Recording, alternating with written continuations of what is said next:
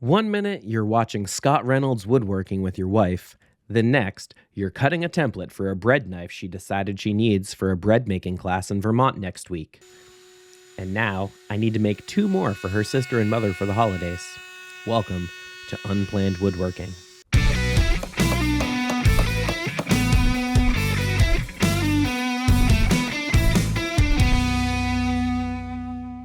Like many things in woodworking, it's easiest to start with a template.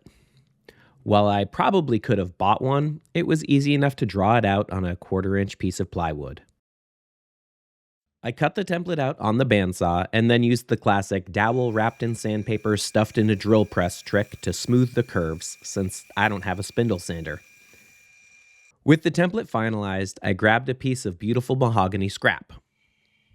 I prefer a Sharpie over a pencil to trace the shape. That thicker line is easier to see and easier to stay outside of with the bandsaw. We're just trying to remove most of the material here. Get close, but no need to get perfect yet.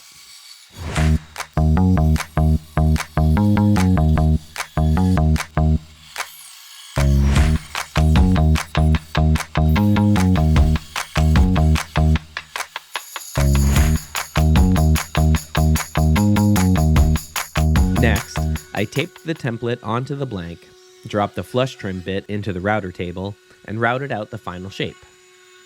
I wish I had a nice compression bit for this.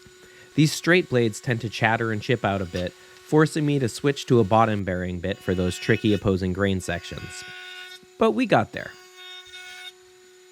A simple roundover bit makes the handle feel great in the hand.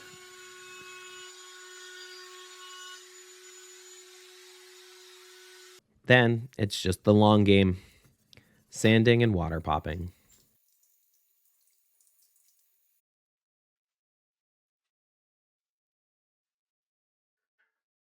Before the final finish, I temporarily attached the blade to mark and pre-drill the screw locations.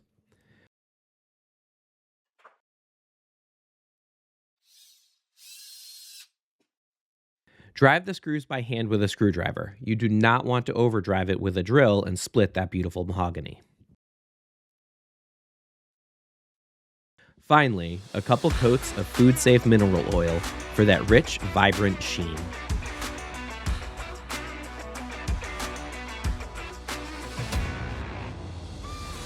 While I was doing all of this, my wife was making bread. Because what's the point of a fancy homemade bread knife if you aren't going to have homemade bread to cut with it?